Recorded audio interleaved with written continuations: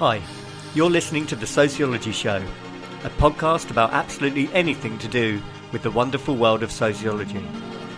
Whether you're a teacher, a lecturer, a student, or just taking a passing interest, this podcast will look at a range of issues from social class, ethnicity, gender, sexuality, religion, crime, education, and anything else that sociology has to offer.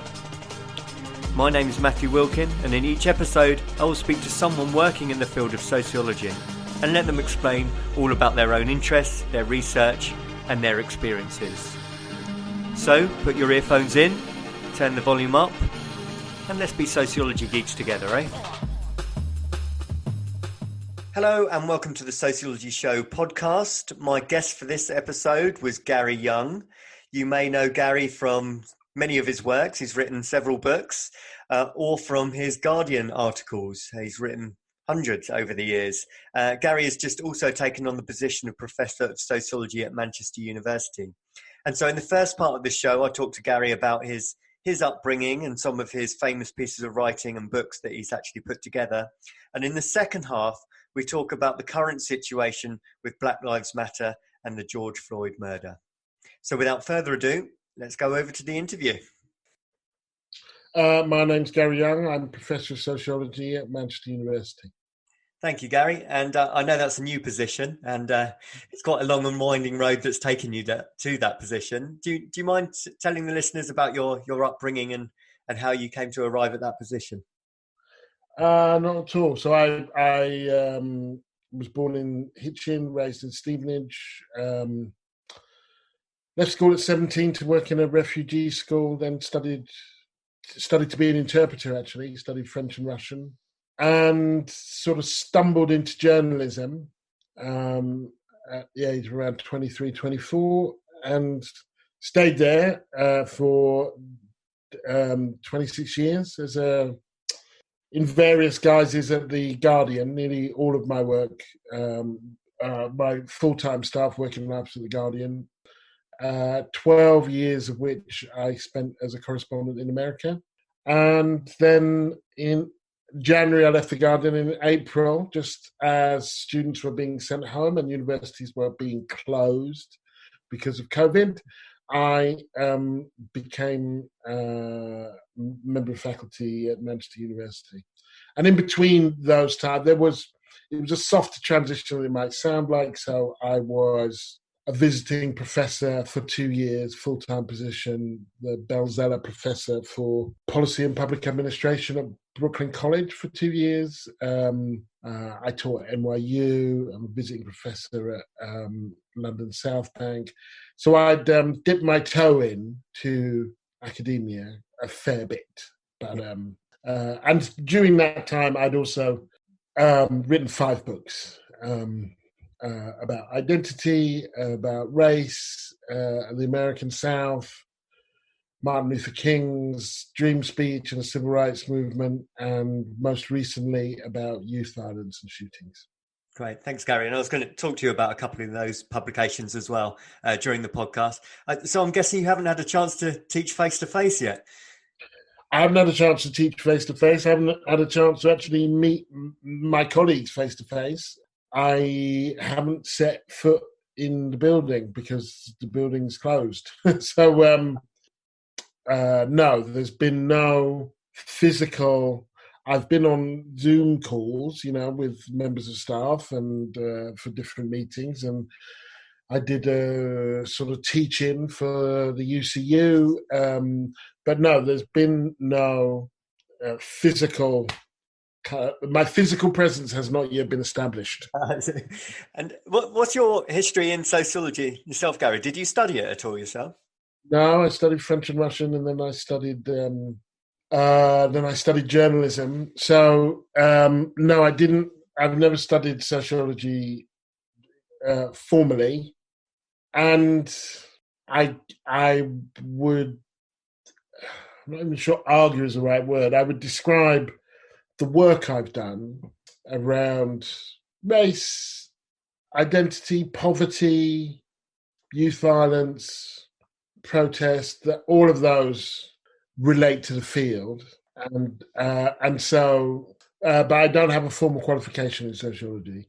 But I feel like I have been, if not studying it, then entrenched in it for most of my working life. Absolutely. Well, certainly your name is in the sociology textbooks as well, Gary. So Is there it? is. As soon as I start reading those textbooks, I'll be able to verify that. And so I wanted to talk to you perhaps about the first book of yours that I read, No Place Like Home.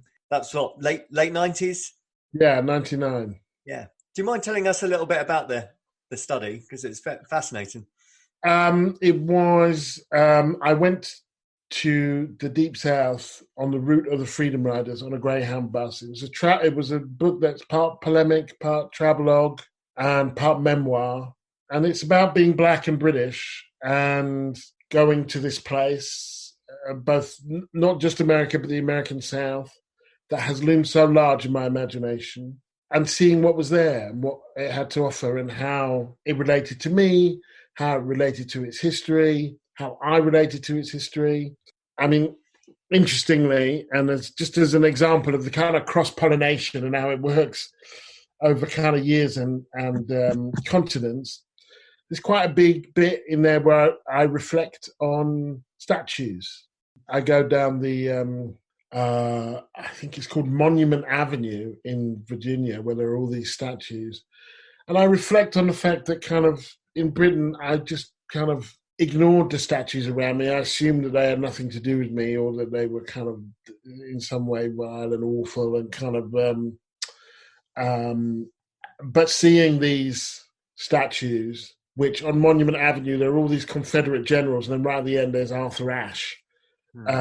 And just kind of just working out what's that about and what do statues mean. I read a book about statues. I got kind of very engrossed in the kind of subject, because it turned out in the South, the statues were basically nearly always put up. Most of the statues get put up between 1890s and early 20th century. So it's a full generation after the war's over, which is because, first of all, that's the distance it took for people to be nostalgic about it. Actually, they lost, and it was deeply painful, and people didn't want to memorialize the people who had lost. And secondly, they were broke. And so actually the statues were they're not just nostalgic now, they were nostalgic when they were put up. The thing I really remember about that study, just thinking about identity in the book, was your accent. The perception that a British accent came out of a black male. Just it really. I mean, you deliver it with a lot of wit when you're talking about it, obviously, but that really confused people, didn't it? That identity. Yeah, I mean, so there's a fair bit of humour in the book, and because funny situations do emerge, and that the English accent is very racially connoted abroad, in the same way that Jamaican accent or Caribbean accent is racially connoted, even if there are lots of white Jamaicans, white Barbadians, white Trinidadians who have exactly the same accent as black Trinidadians, Jamaicans, and Barbadians. When people see that, they kind of think, "Whoa, what's going on?" There's a adjustment that people have to make between what their ears are hearing and what they're seeing. And this would just cause the most daft situations, not least if I was calling people on the phone. Yeah. Because then they would assume that I was white, and then I'd turn up, and then they kind of wouldn't know exactly what to do. And I mean, it's... and then, of course, I went to live in America for 12 years, and it was a kind of constant source of humor and occasionally irritation. Yes. And to be honest, growing up black in Britain, where people are like, "Where are you from? Where are you really from?" and so on, it's not that I wasn't used to being questioned about my identity. It was just that this particular facet of it was kind of particularly different. Yeah. And did it ever leave you slightly confused about your own identity? Your heritage, plus your colour, plus your accent, and then going to America, and whether you felt affinity with that place and so on? No, not really. No. I mean, by that stage, I had figured out for myself, there's a thing you do, many children of immigrants do, with geography, where you're raised in Britain. I was raised in Britain during the 70s. People say you're not from here, go back to where you come from, your parents. kind of say, but we're Barbadian, or they instill you with the pride of their homeland and all of that.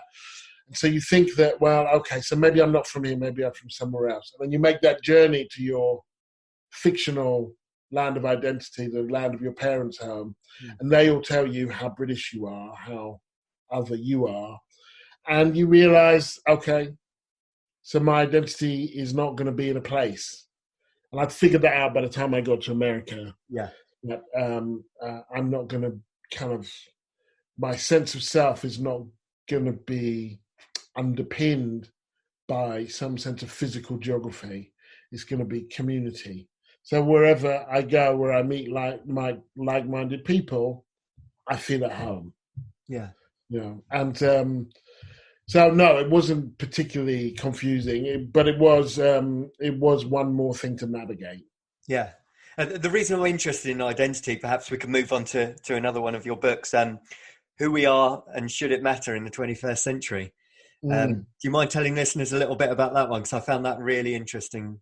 So that was an attempt to see if we could have a better informed conversation about identity by using my skills as a reporter alongside my polemical columnizing kind of work, to really pursue a few, like 9 or 10 basic tenets, and to really kind of about identity and really run through them. So, for example, the notion that identities are always changing. And so for that, I used the Rose of Tralee, which is an Irish beauty contest, but it's a bit more than a beauty contest. And it became a kind of a symbol of to be in that competition and to win that competition changed over the years, particularly with the boom. So now single mums are allowed to compete. That would never have been possible in the past.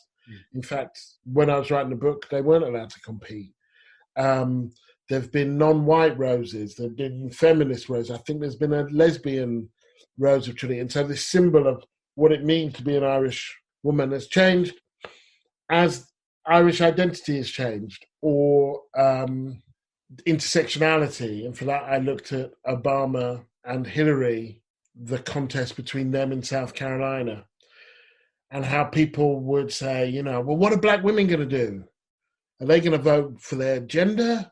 Or are they going to vote for their race? Not thinking that they might do what everybody else does and vote for their interests, but also nobody asking the same question of men and saying, well, are men going to vote with Obama because he's a man, white men, or are they going to vote for Hillary because she's white?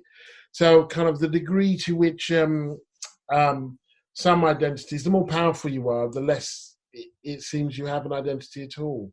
So nobody asked me, when did you come out as a straight man? Or how do you balance being a foreign correspondent and having children?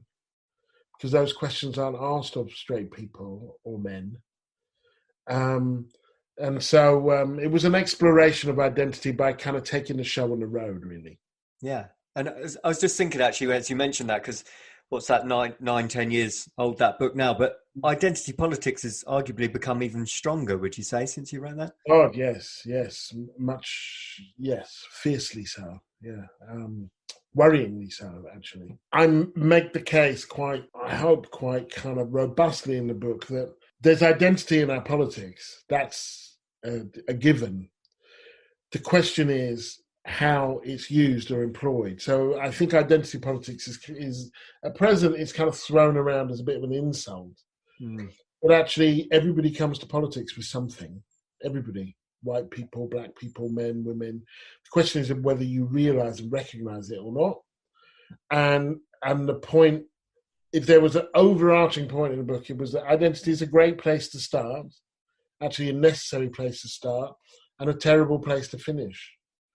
That we all put the gas in our tank, but then we all have to get on the road and actually kind of drive around with everybody else. And so you have to take those bits that are about you and you have to apply them to the world around you. I mean, interestingly, I think the right are the most aggressive purveyors of identity politics, the most reactionary form of it at the moment. Trump's appeal to whiteness, to Christianity, to nationalism. Nobody. I'm not trying to make a pun here, but nobody is trumping that. Yeah. Nobody is. Nobody's doing better than that when it comes to making appeals through politics with regards to identity. And what did you mean by that? And should it matter in the 21st century? Because I thought that's an interesting title. Are you saying it shouldn't? Well, that is. Should it ever matter? I mean, I think there's a case to be made. You know, I'm British, so what? So then I have to make the case for why that's relevant. Sometimes it's not relevant. Sometimes it is. If I'm having a conversation with someone who's Irish about the border, it is relevant. It's not necessarily the most relevant thing. It's not necessarily more relevant than my argument, but it's relevant. If I'm in a conversation with a gay person about trans issues, how relevant is it? It's still there, but it's probably not the kind of most dominant thing. So the issue of how our various identities are relevant is one that it's reasonable to force people to make the case, I think. Yeah. Thanks, Gary. Could we move on to one of your more recent books, The Speech? Yeah. Do you mind telling listeners about that one? It came from having done 2 interviews with the guy who wrote Martin Luther King's famous speech at the March on Washington, and loving the story. And that speech did not have "I Have a Dream" in it. The speech that he actually writes for King doesn't have it in it.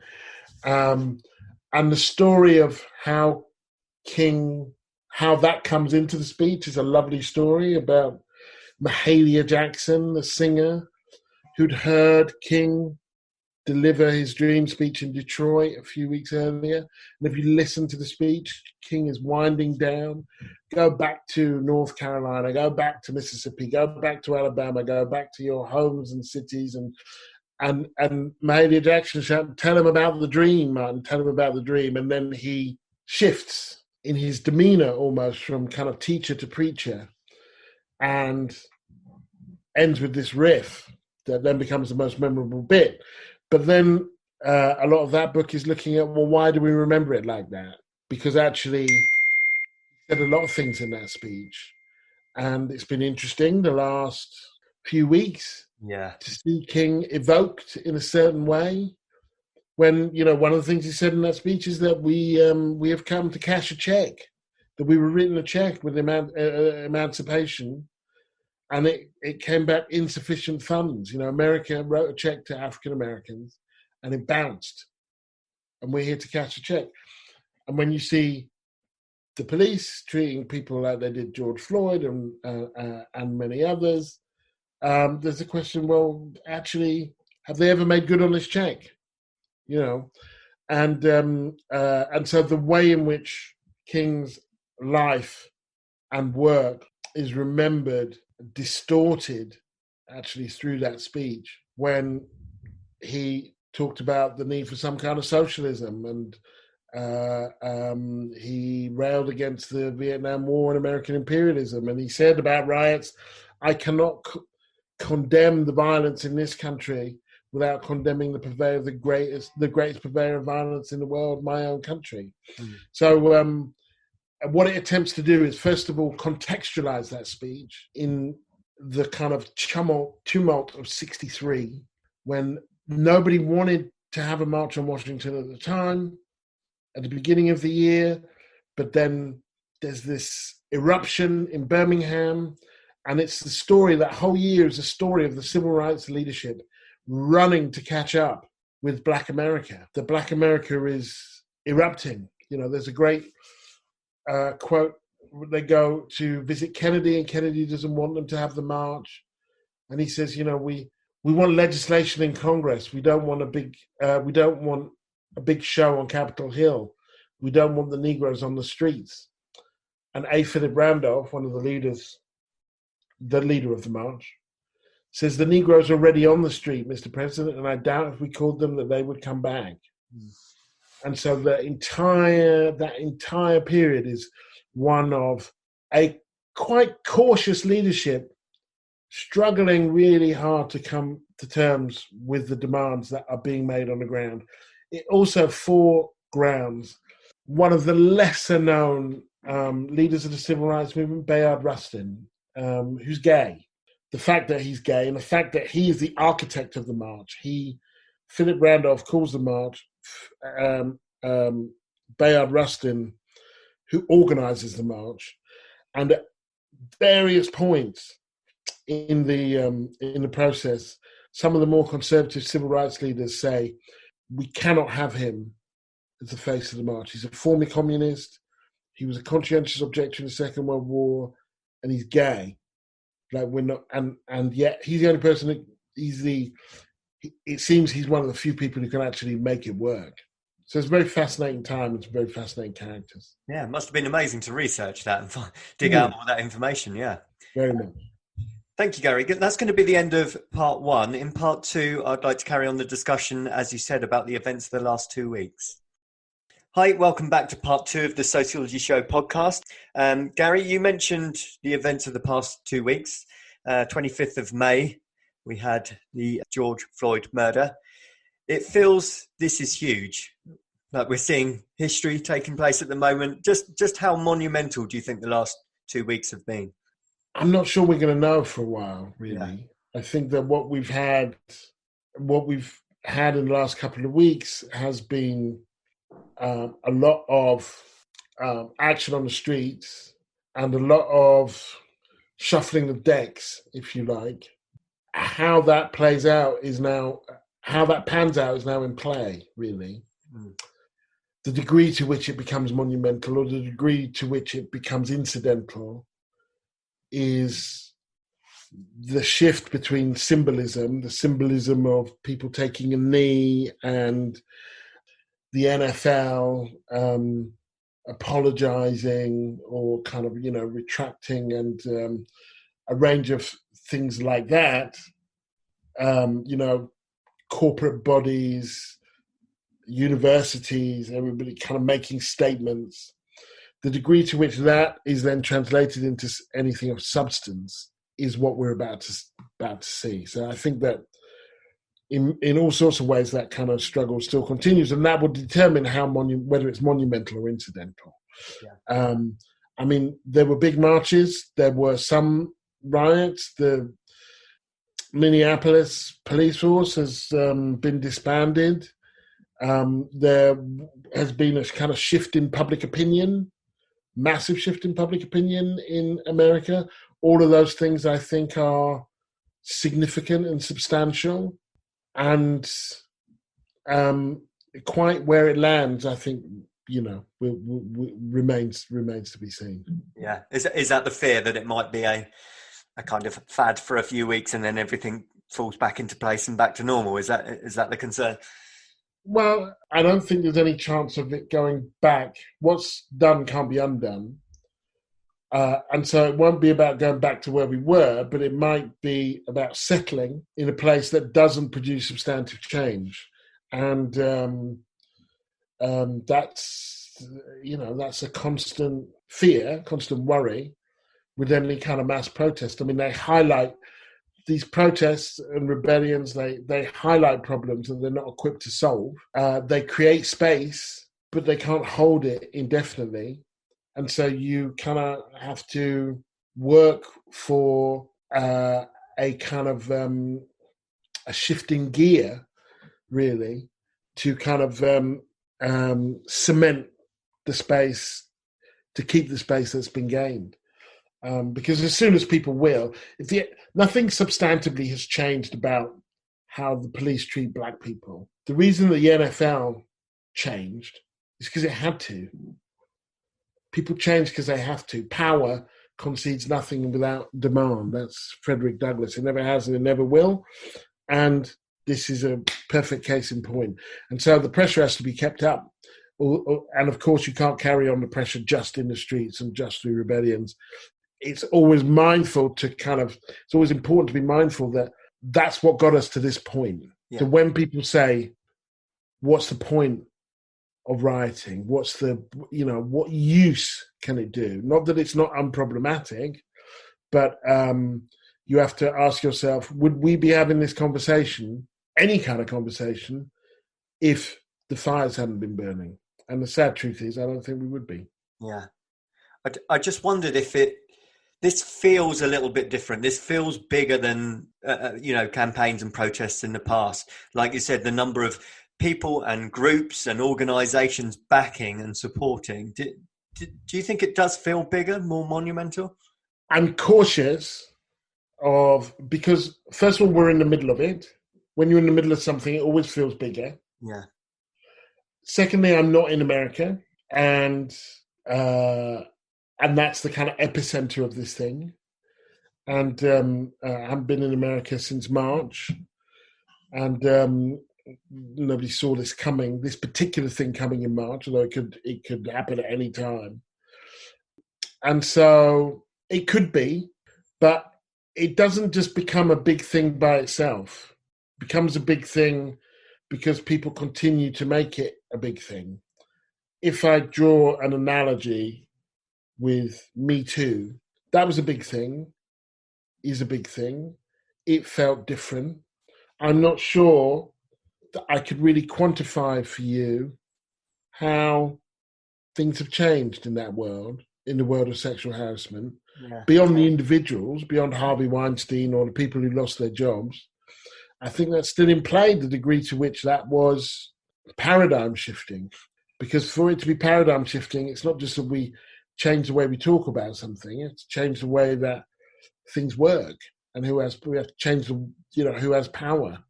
And that takes longer. It's less exhilarating. A lot of it's not caught on video and shared.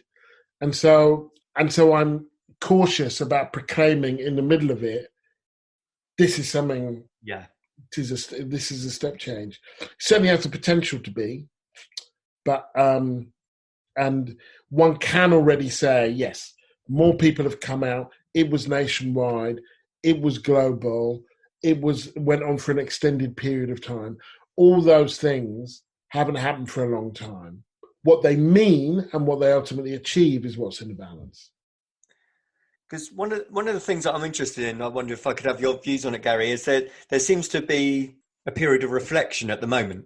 Just in the British press, we've had Little Britain looking back at some of the sketches that they made, and Dec came out and made a statement yesterday. The co-creator of Friends said, if she could go back and write Friends again, she would do it differently.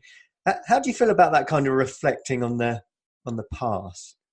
See, it's always good for people to reflect, right? Yeah. That's great. And I'm reminded of some lines in The Office, the British Office, where they're talking about Dam Busters, I think, and one of the characters in Dam Busters has a dog called the N-word. Yes. And David Brent doesn't want to say it, and then I think it's Gavin says it, and then David Brent says, yeah, but that's before racism was bad. Yeah. And the kind of Friends was launched in the 90s, if I'm not right. Yeah. If I'm not wrong. Yeah, mid-90s, yeah. Yeah. It was known then. They knew what they were doing. They didn't do it by accident. The kind of casting, there was one black woman for a short period of time, a paleontologist who was Ross's girlfriend. But you actually have to work quite hard, as they did when they made Seinfeld and Friends, to imagine New York without black people. That's quite hard. Yeah. But they did it.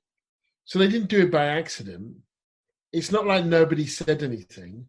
It's that there was no price to pay. And actually, when you did the economics of it, it made much more sense to keep black people out of it. So I think, great, but what do you know now that you didn't know before? It's not, anti-racism wasn't invented 2 weeks ago.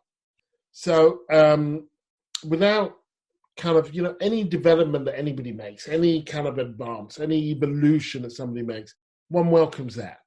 And yet one has to ask, what happened to you that you started from such a low level? And if your argument is that you didn't think about it then, I don't believe you. Actually, that took quite a lot to construct comedy in that way, took effort. and there were people. This was in Britain with Little Britain. That was after the Macpherson report. What else do you need to know? Or do we seriously have to pull down some statues and riot for you to understand that kind of, we make up more than a third of a city? Because otherwise, there's not. That's crazy. So, what do you think about kind of retrospective banning of something like that? Do you think we should leave past media as it is and learn from the history, or do you think there's anything to be gained from editing out history, if you like? Depends what it is. Depends on. I mean, I think Tom and Jerry, with the mammy and the this and that. Some of those you can just say we're not running those anymore. Nobody gets hurt. Doesn't mean it didn't happen. Doesn't mean that you can't access them if you want to look for them on YouTube or whatever. But we're not going to put them on Netflix or Nickelodeon anymore because they're offensive. And then there's things like Friends where I just think, well, it speaks for itself. Actually, I kind of I don't see the need. I wouldn't see the need to not run Friends because it doesn't have black people in it, or to not run Seinfeld because it doesn't have black people in it. But we do a lot of in other ways. We do an awful lot of retrospective stuff, don't we? We do a lot of stuff that just says that feels a bit dated now. Yes, and that's kind of we do that beyond race, beyond. We do that with sort of Larry Grace and Everard Shut That Door. It's kind of it just isn't. 70s was a different time. And it's not that was before homophobia was wrong, but it is like, well, that's dated. Yes. And one of the things that dates it is it will be the kind of casual bigotry. And one of the things that dates it is just that kind of we're not where we were. We're not who we were. Thank God.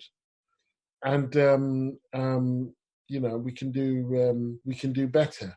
But the notion that, say, blackface was a problem, that's not new. Yeah. When they keep black people out of sitcoms in the 90s, that's deliberate. So we shouldn't pretend that it's not. That's what I'm saying. Yeah. And to go back to your point, you said where we can't judge Black Lives Matter, the current movement, how seismic it is. What would you say needs to happen next to keep it in the forefront of the public's knowledge and to keep the campaign going? What needs to happen? Well, I mean, difficulty in answering that question is that this was a global moment, and so the kind of things that would need to happen in America will in many ways be different to the kind of things that would need to happen here, for example. Yes. But in America, where it's like there has to be a kind of fundamental rethink of policing and the entire justice system that incarcerates so many people, that kind of there are people talking about abolition of prisons, abolition of police, but I'm not going to claim that it wouldn't surprise me if that didn't roll off the lips of Joe Biden or kind of whoever, but you don't get through this moment without a fundamental rethink of policing in general. Yeah, and its lethal consequences.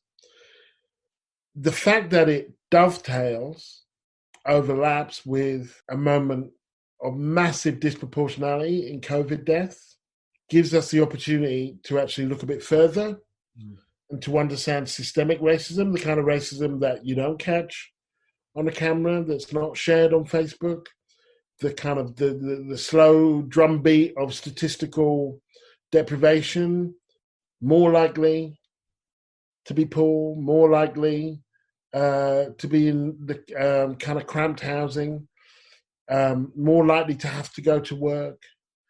All of the things that have made Black people, both in America and here, highly susceptible to COVID-19. Actually, there is a connection in this moment because the murder of George Floyd is the most brazen, unmistakable expression of racism. People see that and they think racism. But actually, that is the tip of an iceberg, and so much of it is underwater. So much of it is good people working in bad systems. Who does the rota? Who is more likely to be on this particular shift as a nurse or a doctor? So much of it is not just. It's not like there's some mean person running around with COVID licking black people's faces. Yeah. That's not how it works. It's kind of, or that the virus is somehow kind of predisposed to kind of kill black people. Society discriminates. It's not a virus that discriminates. And that's killing many more of us than are being killed by the police, even in America. And so I think it's important to, in this moment, to make those connections and to look at how we end up in a situation like this. And are you hopeful, Gary? Are you hopeful of change and for the future? See, I'm a socialist, so I'm always hopeful. It's a kind of chronic and debilitating disposition I have. People are questioning the state, they're questioning power, they're questioning history. That makes me hopeful. Whenever people come out on the streets and demand equality, I'm hopeful. Looking at the degree to which, at present, people feel they identify more than they did with the Blacklivesmatter and the issues surrounding it, that makes me hopeful. I always felt that a better world is possible, but I've always been aware that a worse one is possible too, and that while these things are in play, there are all of these there are terrible people and nefarious actors everywhere trying to kind of send things backwards. We're about to kind of go into a depression, an economic depression. The last time the economy crashed, bankers did it, and then people ended up blaming a mixture of kind of public sector workers and asylum seekers and refugees. So it's not always necessarily true that people draw the right conclusions from these things, but I'm always hopeful that they can and that they might. Great. Thank you, Gary. Could I ask you to just let the listeners know where they can read more about your work, where they can get your books, and you're on Twitter? Yes. So my website is garyyounge.com. That's got all my books on it. I'm on Twitter at Gary Younge, and I'm on Instagram. Same again. I'm not very imaginative. Gary Younge, 2 Y's back to back. And yes, and then I'm at Manchester University, so you can always find me there. Yeah, it's interesting actually. A lot of your Guardian articles keep popping back up, obviously, with what's happening in the news at the moment. So they're still available to read as well, of course. They are. There's a big archive at the Guardian, and if actually that's easier to search through on my website than on the Guardian's. So if there's something that you want, then if you put that up on my website, garyyounge.com, it's actually easier to kind of find the pieces. Great. Thank you very much for your time today, Gary, and I wish you all the very best for your new position at Manchester University as well. Thanks a lot. Bye, Matthew. Cheers. Thank you for taking the time to listen to the podcast. If you would like to contact the show or be interviewed, then please email the sociologyshowpodcast@gmail.com.